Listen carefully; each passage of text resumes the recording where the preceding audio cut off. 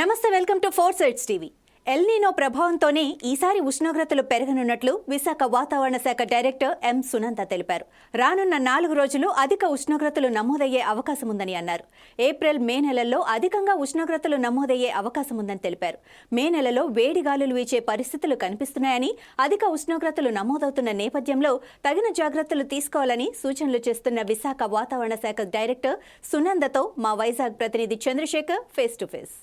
వాతావరణానికి సంబంధించి 2 తెలుగు రాష్ట్రాల్లో మార్చి ప్రారంభంలోనే ఉక్కపోతలు మొదలైనటువంటి పరిస్థితి, దాదాపుగా ఎండలు అన్నీ కూడా ముదిరిపోతున్న పరిస్థితి నేపథ్యంలో మార్చి నెలలోనే ఈ విధంగా ఉంటే ఏప్రిల్, మే నెలలో ఎలా ఉండబోతుంది, అసలు వాతావరణంలో ఎటువంటి మార్పులు చోటు చేసుకుంటున్న అంశాన్ని మనతో పాటు విశాఖ వాతావరణ కేంద్రానికి సంబంధించినటువంటి డైరెక్టర్ ఎం సునంద ఉన్నారు. వారిని అడిగి మరిన్ని విషయాలు తెలుసుకునే ప్రయత్నం చేద్దాం. మేడం గారు నమస్తే. మార్చి నెలలోనే ఎండలో ఒక విధంగా చుక్కలు చూపిస్తున్న పరిస్థితి, ఏప్రిల్, మే నెలలో ఏ విధంగా ఉండబోతుంది? అంటే మార్చిలోనే మనకి నార్మల్ టెంపరేచర్స్ మీద 1-2 డిగ్రీస్ ఎక్కువ ఉన్నది. ఇదే పరిస్థితి ఏప్రిల్, మే నెలలో కూడా కొనసాగే అవకాశం ఉంది. అయితే ఇది ఒకటి క్లియర్ స్కై కండిషన్స్ ప్రస్తుతం ఉన్నాయి, అంటే మేఘంలో లేని పరిస్థితి. తర్వాత డైరెక్ట్ సోలార్ రేడియేషన్ మన మీదకి రావడము, అలాగే విండ్స్ వచ్చేసి సౌత్ వెస్టర్లీ విండ్స్ కూడా మనకి మొదలయ్యాయి. అంటే ఈ సీజన్ అంతా కూడాను సౌత్ వెస్టర్లీ విండ్స్ అనేవి ఉంటాయి. సో ఎప్పుడైతే సౌత్ వెస్టర్లీ విండ్స్ ఉన్నాయో అంటే ల్యాండ్ మీద నుంచి గాలులు రావడంతో ఆల్రెడీ వేడెక్కి ఉంటుంది. మనకి చుట్టూ సముద్రం ఉన్నా కూడా సముద్రము అంటే నీరు అలాగే ల్యాండ్ చూసుకున్నట్లయితే ల్యాండ్ త్వరగా హీట్ ఎక్కుతుంది. సో ఎక్కువ వేడి అనేది ఇక్కడ జనరేట్ అవుతుంది. సో ఇక్కడ నుంచి ల్యాండ్ మీద నుంచి ఎటువంటి గాలులు వచ్చినా కూడా ఆటోమేటిక్గా మనకి ఎక్కువ టెంపరేచర్స్ అనేవి మనం ఎక్స్పీరియన్స్ చేస్తూ ఉంటాం. సో అది కూడా జరుగుతుంది. ఇంకొకటి ఏంటి అంటే ఎల్ నీనో ఎఫెక్ట్ కూడా ఉంది.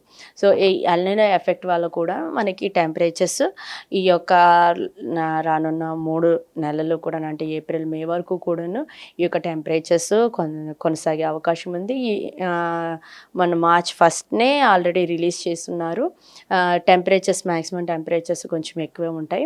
అయితే ఎక్కడైతే ఉపరితల ఆవర్తనాలు కానీ ద్రోణులు కానీ మన చుట్టుప్రక్కల అంటే ఛత్తీస్గఢ్లో కానీ లేకపోతే కర్ణాటక, తమిళనాడు ఈ ప్రక్కలు ఎక్కడున్నా కూడా మనకి కొంచెం చల్ల వాతావరణం ఉండి సాయంత్రం వేళలో థండర్ స్టార్మ్స్ కూడా అంటే ఉరుములు మెరుపులతో కూడిన జల్లులు కూడా ఉండడానికి అవకాశం ఉంది. అయితే మార్నింగ్ అంతా కూడాను అంటే గ్రాడ్యువల్గా టెంపరేచర్ పెరిగి ఆఫ్టర్నూన్ బాగా ఎక్కువ ఉండి సాయంత్రానికి 1-2 చోట్ల మాత్రం ఈవెన్ థండర్ స్టార్మ్ కూడా ఉండే అవకాశం ఉంది. ప్రస్తుతం ఇంకా మొదలవడానికి అవకాశాలు అయితే ఉన్నాయి.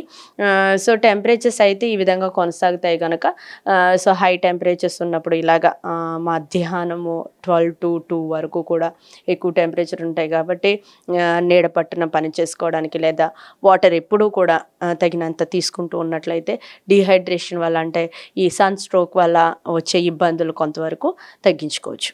గత ఏడాదితో పోల్చుకుంటే ఈ ఏడాది ఉష్ణోగ్రతలు పెరిగే అవకాశాలు ఏమైనా? అంటే ఈ ఉష్ణోగ్రతలు ఈ విధంగా కొనసాగుతాయి. అంటే మనకి హయ్యెస్ట్ మేలో అంటే ఈవెన్ జూన్లో కూడా వచ్చింది 46 degrees టెంపరేచర్. బట్ ఇప్పుడు కూడా అదే అంటే ఇంకా మేలో చూద్దాము. ప్రస్తుతానికైతే కనుక మనకి లెస్ దాన్ 40 టెంపరేచర్సే రికార్డ్ అవుతున్నాయి మొత్తం స్టేట్ వైడ్ అంతా కూడా చూసుకున్నట్లయితే. అంటే నార్మల్ సాధారణమైనటువంటి టెంపరేచర్స్ అన్నీ కూడా లెస్ దాన్ 40 ఉన్నాయి.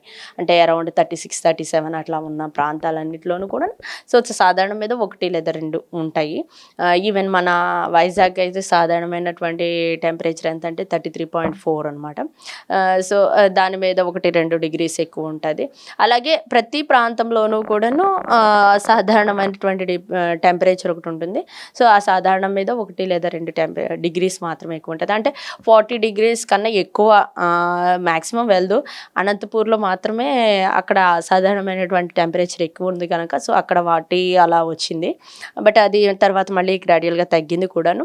So that depends. సాధారణం మీద మాత్రమే 1 లేదా 2 degrees ఎక్కువ ఉంటుంది కనుక సో ప్రజలు ఏమైనప్పటికీ ఇక టెంపరేచర్స్ కొనసాగుతాయి కనుక ప్రజలు అప్రమత్తంగానే ఉండాలి.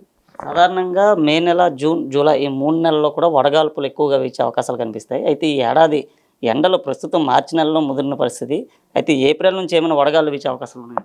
ఎస్, ఏప్రిల్ మేలో కూడాను మనకి వడగాలులు ఉండే అవకాశం ఉంది. మ్యాక్సిమం టెంపరేచర్స్ ఎప్పుడైతే ఎక్కువ ఉంటాయో డెఫినెట్గా ఉంటాయి, వడగాళ్ళు అయితే ఉంటాయి. ఆంధ్రప్రదేశ్ పైన ఎలీనా ప్రభావం ఎంతవరకు చూపిస్తుంది? ఎస్, దట్స్ వాట్ మన నాట్ ఓన్లీ ఆంధ్రప్రదేశ్, తెలంగాణ, అలాగే సౌత్ పెనిన్సులర్ రీజియన్, మహారాష్ట్ర నుంచి కింద వరకు కూడాను, కేరళ, తమిళనాడు ఈ ప్రాంతాలన్నింటిలోనూ కూడాను మ్యాక్సిమం టెంపరేచర్స్ కొంచెం ఎక్కువే ఉన్నాయి. అండ్ ఈ సీజన్ అంతా కూడా కొంచెము ఎక్కువగానే కనబడుతుంది ప్రస్తుతానికి. సో మార్చి, ఏప్రిల్, మే వరకు కూడాను ఈ యొక్క టెంపరేచర్స్ కొనసాగడానికి అవకాశాలు అయితే ఉన్నాయి. అయితే గతంతో పోల్చుకుంటే ఈ ఏడాది ఉష్ణోగ్రతలు కూడా ఎక్కువగా నమోదయ్యే అవకాశాలు కూడా కనిపిస్తున్నాయి. ఎలీనా ప్రభావంతో మరింత ఎండలు ముదిరే అవకాశాలు కూడా కనిపిస్తున్నట్టు కూడా వాతావరణ శాఖ అధికారులు అయితే చెప్పడం జరుగుతుంది. వీడియో జర్నలిస్ట్ భరత్తో చందు, 4 టీవీ, విశాఖపట్నం.